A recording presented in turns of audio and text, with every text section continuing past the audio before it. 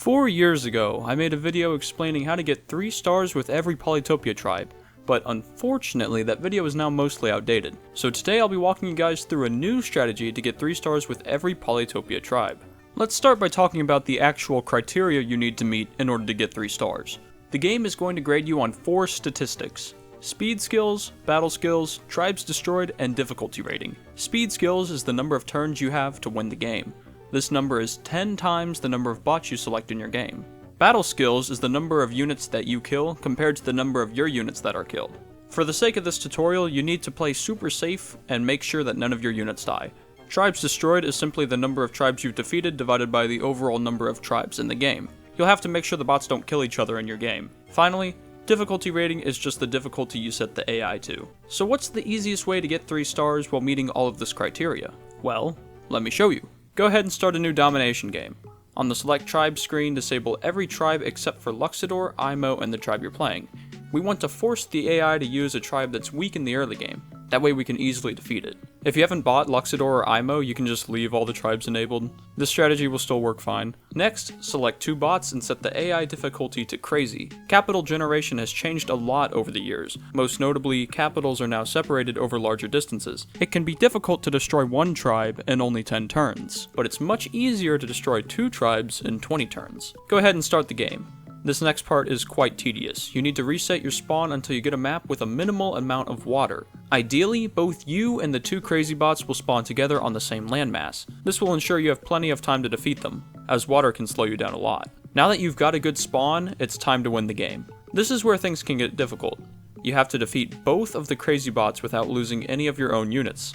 You kind of just have to play some good Polytopia. I'm going to walk you through my game here to help give you an idea of how you should go about doing this. I'm playing as Luxador, as I'd consider them one of the weakest tribes in the game currently. So if we can pull this off with Luxador, we should have little trouble doing so with other tribes as well. You can see by our spawn here, it looks like there isn't a ton of water in this game. The opening turns are pretty standard, but by turn 4 we research archery and meet the first crazy bot. Archery is going to be your best friend. Archers are extremely good units, as you can attack melee units and take no retaliation damage from doing so. Furthermore, you get a defense bonus on force, meaning your warriors can absorb an extra hit before they die. Now there is an aspect of luck involved with what we're doing here. The AI could have totally killed my warrior here, but it decided not to. How nice. On turn 7 we're sieging our first city and still haven't lost any units.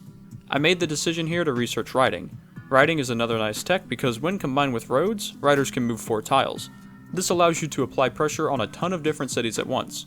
Also, riders have the escape ability, which means you can attack with them, and then move them again back to safety. On turn 9, we see that one of the crazy bots has researched archery. This is a big problem for us for the same reasons I mentioned earlier, but we can work around it. We just need to ensure that we kill enemy units without putting any of our own units in danger. We also get our first veteran unit this turn. Veteran units are very important for this challenge, so you should try to prioritize getting them. The health increase they get means we can play a little looser with them compared to regular units. It gives us a lot more versatility. You can also wait to promote the unit until it's in danger. In a pinch, the promotion will fully heal the endangered unit. On turn 10, we grab 2 more cities. Unfortunately, the AI has gotten onto the water and is still grabbing villages, which is less than ideal. It means we're going to have to get on the water as well to contest them, which will bring us real close to that 20 turn limit. By turn 14, we've kicked the AI off the mainland. However, they've continued spreading off the coast of their cities. We can use scouts and bombers to safely attack their melee units from a distance, similar to how we used archers in land combat. We've just about got the game locked down by turn 17, but we need to hurry. You can technically go a couple turns over turn 20 and still get 3 stars, but I want to go for 100% in this game, which means we have to end the game on turn 20 or earlier. And sure enough, we end the game on turn 20. You can see that we beat the game within 20 turns, lost 0 units, destroyed both tribes, and played on the hardest difficulty, getting us that sweet 100%. Let's go ahead and run through one more example. This time I'm playing as Imo, another weak tribe, at least in terms of what we're trying to do here. Like last game, we reset our spawn until we get a nice dry map. I find that your chances of spawning on a continent with all the bots is increased if you happen to spawn towards the center of the map. We meet our first opponent on turn 3, allowing us to train an extra warrior. Then on turn 4, Luxador comes out of nowhere and hits our warrior on the village. We're left with no other choice than to capture the village, hoping that Luxador doesn't have any other units nearby. I also research archery prior to capturing the village, and train our first archer. Thankfully, Luxador isn't able to kill our warrior. It's relatively smooth sailing until turn 8, where I take an unnecessary risk trying to get a veteran warrior. The AI has an opportunity to kill our warrior, but thankfully, they don't. We also saw in the turn replay that Luxador moved one of their rafts onto land. I assume it's a village, so I make preparations to get onto the water. By turn 12, the Luxador bot is stuck on a one-tile island. I decide not to capture their second city, that way their tech prices will be increased, which gives the bot less options. On turn 13, we research ramming, siege their last city, and then by turn 14, we can capture both cities and get another sweet perfect score.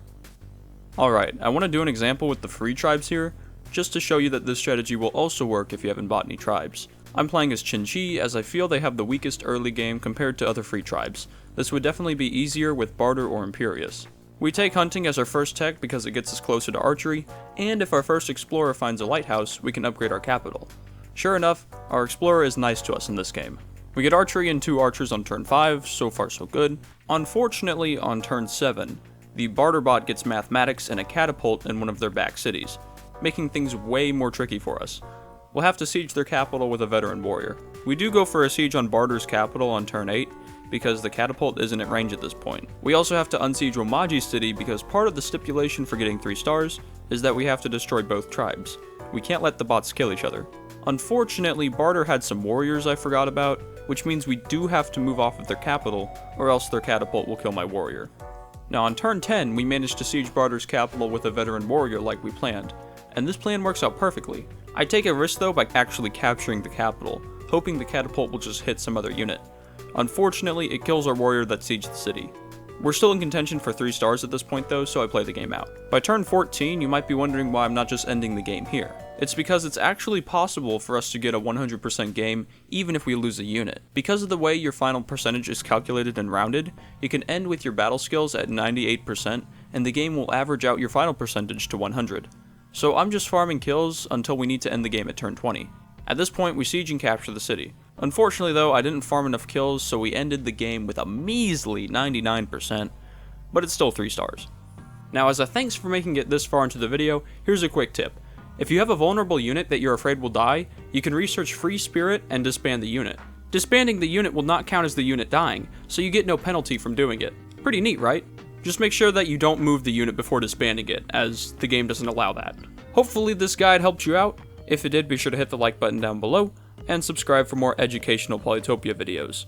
And if you want to support myself and the channel directly, you can become a channel member by hitting the join button down below. If you're looking for another video to watch, check out this video where I explain why you are losing your Polytopia games. It's full of common mistakes that will end your game, and it also gives some advice to fix these mistakes. I'll see you all in the next video. Have a spectacular day.